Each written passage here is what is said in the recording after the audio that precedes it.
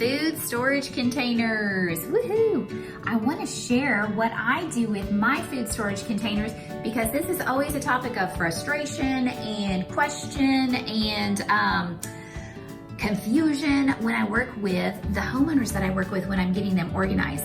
So I want to show you what I do.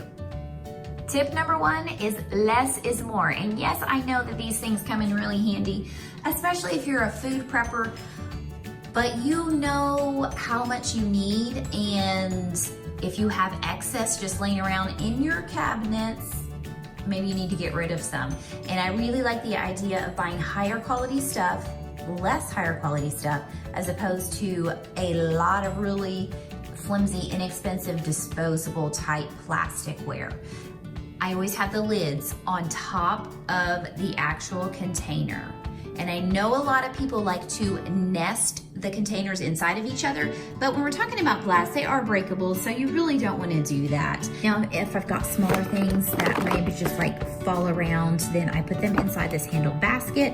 But again, I still keep the lids on top of them. And I know if you have more, you're gonna want to, or if you have limited space, you're gonna want to stack things or stack them inside each other, which is totally fine. You can absolutely do that. And then maybe choose to put just the lids inside a container. Now, I've got one more tip for you that is crucial to keeping it all together and all organized.